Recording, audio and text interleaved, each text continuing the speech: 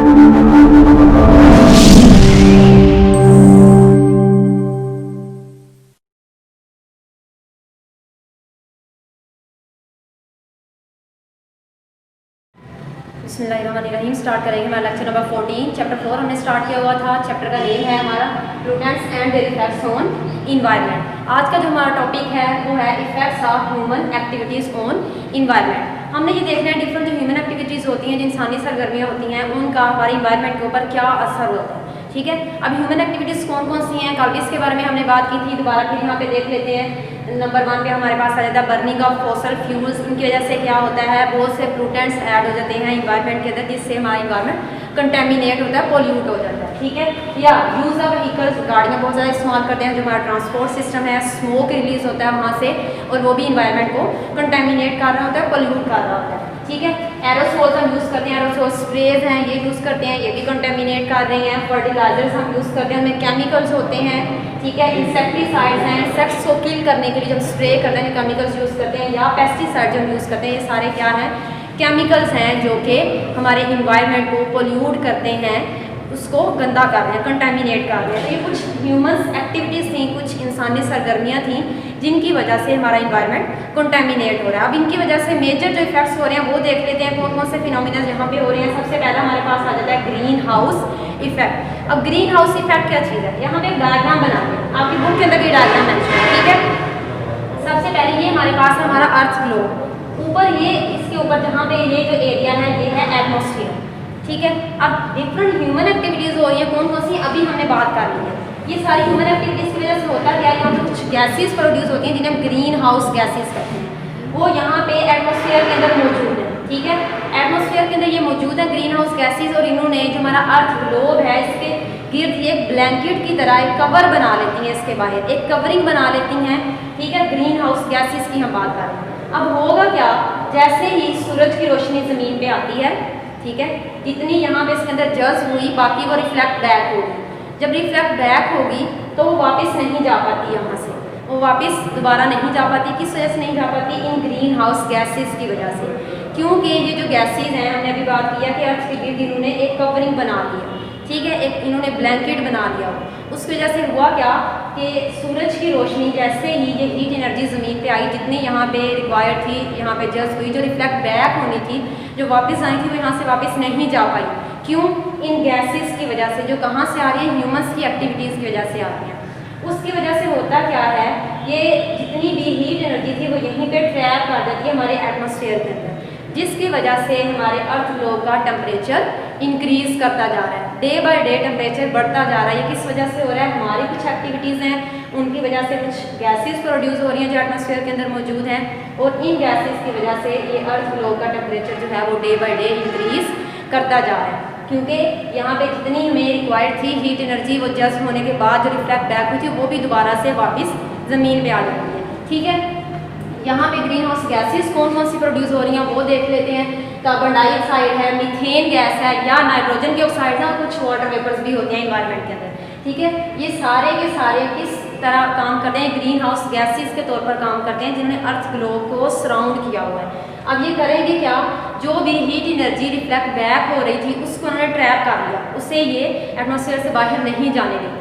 उसके रिजल्ट में होता क्या है, जैसे ये ट्रैप करते हैं हीट एनर्जी को जो कि अर्थ ग्लोब से रिफ्लेक्ट हो रही थी, उसके नतीजे में हमारे अर्थ ग्लोब का टेम्परेचर बढ़ जाता है। तो इस चीज़ को हम क्या कहते हैं, इससे हम ग्रीन हाउस इफेक्ट का नाम देते हैं। सिंपल सी अगर हम इसकी देखते हैं एग्जांपल, आपकी बुक के अंदर डायग्राम भी बनी हुई है कि ग्रीन कलर के ग्लास से एक छोटा सा हाउस बना हुआ है, उसके अंदर हम प्लांट्स को ग्रो करवाते हैं। उन प्लांट्स को ग्रो कराते हैं जिन्हें टेम्परेचर ज़्यादा चाहिए। ठीक है, टेम्परेचर उन्हें ज़्यादा चाहिए, तो कैसे ग्रो करवाएंगे, हम वो ग्लास का एक हाउस बनाएंगे, उसके अंदर जैसे ही एनर्जी आ जाएगी, एक बार हीट एनर्जी एंटर हो जाएगी तो वापस नहीं निकल पाती, उसके अंदर से रिफ्लेक्ट बैक नहीं हो पाती। ठीक है, अंदर ही ट्रैप हो जाती है, जिसकी वजह से टेम्परेचर इंक्रीज हो जाता है अंदर उस हाउस के अंदर, और वहाँ पे फिर वो प्लांट्स ग्रो करते हैं। तो यही वो फिनोमिना है जिसकी वजह से हमारे अर्थ ग्लोब का टेम्परेचर भी डे बाय डे राइज करता जा रहा है। नेक्स्ट दूसरा हमारे पास आ रहा है वो है ओजोन डिप्लीशन।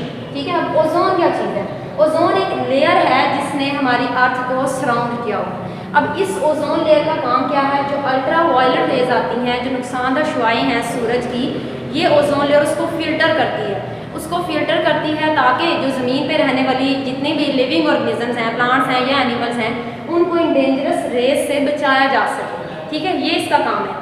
लेकिन अब हो क्या रहा है, ह्यूमंस की एक्टिविटीज़ की हम बात कर रहे हैं, हम इंसानों की सरगर्मियाँ ही हैं जिसकी वजह से इस लेयर को भी नुकसान पहुँच रहा है। कैसे, हमने बात की थी क्लोरोफ्लोरोकार्बन्स की, अभी कल ही हमने जो लेक्चर पढ़ा है उसमें हमने इसकी बात की क्लोरोफ्लोरोकार्बन्स की। क्या है, ऐसे कंपाउंड्स हैं जिनमें क्लोरीन, फ्लोरीन और कार्बन के एटम्स मौजूद होते हैं।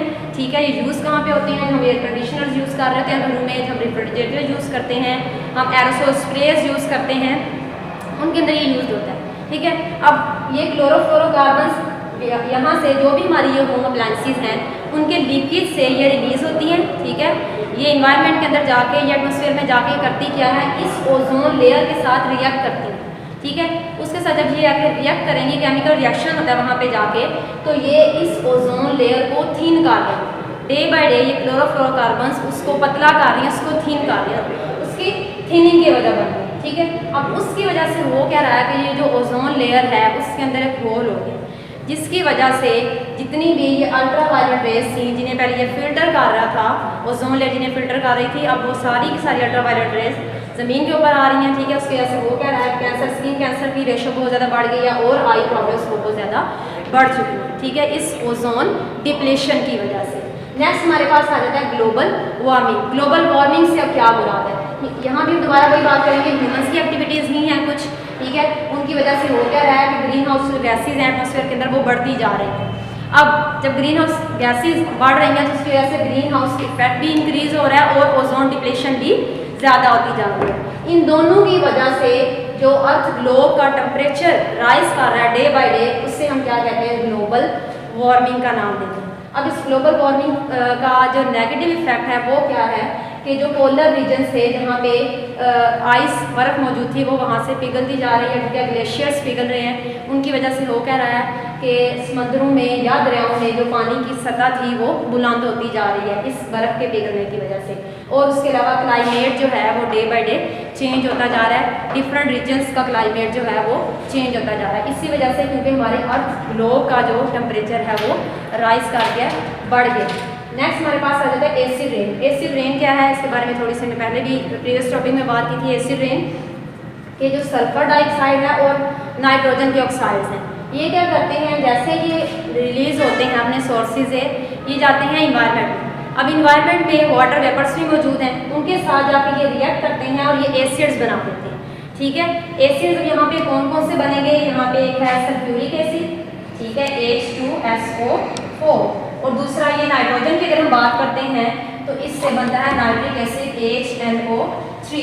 ये एसिड्स बनते हैं और इसकी वजह से होता क्या है कि एसिड रेन काज होती है, वाटर वेपर्स के साथ ये रिएक्ट करते हैं और एसिड रेन काज होती है। ठीक है, इसकी वजह से क्या हो रहा है कि एक्वेटिक लाइफ जो है वो डिस्टर्ब होती है, इसको डिस्ट्रॉय करते हैं, और जो लीव्स हैं ट्रीज के उनको भी एसिड रेन डिस्ट्रॉय कर देती है। स्टोन बहुत से हैं बिल्डिंग में जो यूज़ होते हैं, उन स्टोन्स को डिस्ट्रॉय कर रही है, और उसके अलावा सॉइल एसिडिक हो जाती है। जैसे ही ये पानी जो एसिडिक है, ये रेन जो कि हमने कहा एसिड रेन है, ये पानी वहाँ पे गिरेगा ज़मीन के ऊपर, वो सॉइल एसिडिक हो जाएगी और वहाँ पे जो प्लांट्स हैं फिर उनकी ग्रोथ भी नॉर्मल नहीं हो पाती। तो इस तरह से ये एसिड रेन इन पोल्यूटेंट्स की वजह से ही काज होती है, और फिर ये जाके इसके बहुत से नेगेटिव इफेक्ट्स हैं जो कि प्लांट्स को भी डिस्ट्रॉय कर रहे हैं और उसके अलावा दूसरे लिविंग ऑर्गेनिजम्स को भी डिस्ट्रॉय करते हैं। तो ये हमारे पास कुछ फिनोमिना है, किस वजह से हो रहे हैं, ह्यूमंस की एक्टिविटीज़ की वजह से हो रहे हैं।